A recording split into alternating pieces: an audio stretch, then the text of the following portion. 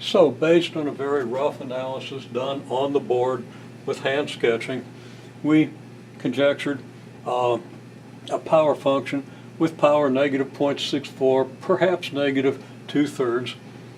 And then with the information, assuming this information comes from the graph of the curve, y is 52 cycles per minute when x is 32 centimeters. We obtain this model for frequency versus length and a graph that looks something like this. Okay, now that was, I'm not going to say I know how this ought to work out, but I'm not saying whether it works out close to this or not. Okay, I'm not saying whether 52 cycles per minute is associated with a 32 centimeter pendulum. What we want to do is move on to a capstone activity where you actually verify all this stuff and do it for yourself using your own data. So what we want you to do is first of all make your own pendulum. Now you want to find something to hang from a thin thread, something like this. A washer would be great, a ring would be great, as long as the center of mass of this thing is in the middle. Okay, we don't want a big stone down here or up here. If there's a big stone, it's okay if it's here on the side at the same level as the middle. And we measure the length of the pendulum again from the center to the point where we're holding it with our fingernails. And then using whatever measure you choose to use, we're going to observe counts for several different lengths. Now that means we have to measure the length, and that's where you could measure it in centimeters, you could measure it in inches, you could write it in feet, whatever. Okay, but we're going to observe counts for several different lengths. By several, I mean you should have at least 7 or 8 different lengths, and no two lengths all that close together. Okay, because you want a nice spread in your data. Okay, so make your own pendulum, observe counts for several different lengths. Then what are you going to do? You're going to graph the frequency versus length. And you use an actual scale here. You'll have a scale for each axis. The reason you'll have a scale now is you do have measurements of your length and you do have numbers for your frequency. So you're going to need a scale for your graph in order to sketch the points. Okay? Now, having used that scale to sketch your points, you're going to ignore your scale and you're going to do just what we've done. You're going to do this geometrically. You're going to ignore your scale. You're going to sketch your trend curve. Now, when you sketch your trend curve, you don't try to go through your data points. You sketch the curve. You know, your data points are here, here, here, here, here, here. And you don't try to wobble up and down and up and down and up and down to hit every data point. As a matter of fact, when you do real-world data, it's actually mathematically impossible that your curve will actually go through any of your data points.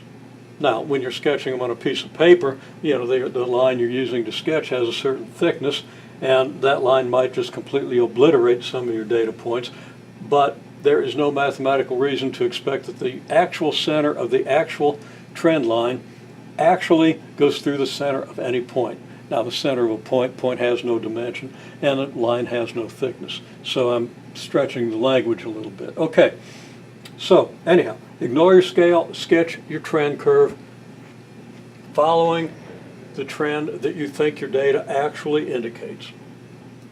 Don't try to hit any data point. Don't go from your first data point to your last data point. Don't go through this data point here because you think it's a pretty point or because you think it has some special meaning. All your data points have the same meaning. You're trying to get as close on the average as possible to your points with a smooth curve.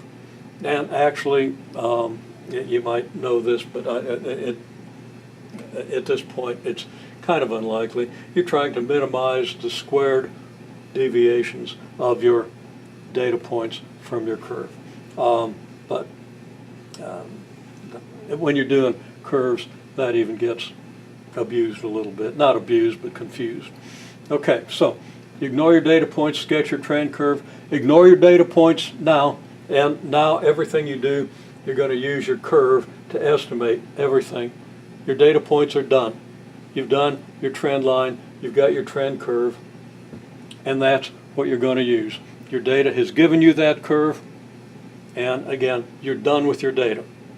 So for example, you would not use 52 cycles per minute and 32 centimeters if this was a data point, okay, because unless your honest trend line actually happens to go through that data point, but there would be no reason to actually choose that particular point.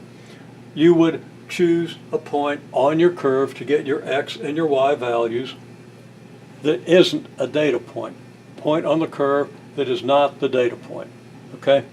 So you're going to ignore your data points, use your curve to estimate now the Y factor. And that's simply, again, when you double X, by what factor does your Y change?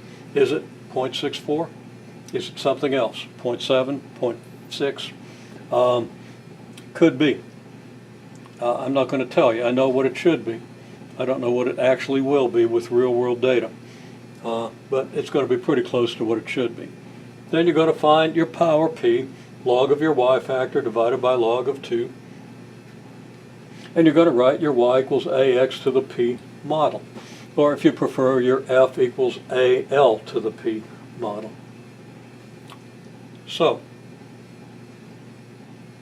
you'll know the factor, the power P, at least as your data seems to indicate it. Then you're going to pick a point on the curve and find its X and Y coordinates. Now this is what I was talking about before. You're not going to pick a data point. If 32 centimeters, 52 cycles per minute is a data point, that's not the point on the curve you want. You pick a point on the curve that's not a data point. And usually something closer to the center of the curve than to the ends, but there are judgments you need to make when you do that, and you can think about that. Okay, not going to expect miracles in the choice of which point to use. Pick a point that you think is a solid point on the curve, find its X and Y coordinates, substitute those coordinates into this form, and solve for A. You're going to have P already, you're going to then have a Y and an X, you're going to be able to solve for A, just as we did over here. No mystery to the solution of that equation. Having solved for A, then you write your model. Now, what did we do here? We solved for A, we got 480. Okay, our model was AL to the negative 0.64, but now we know A to be 480, so it's F equals 480 L to the negative 0.64.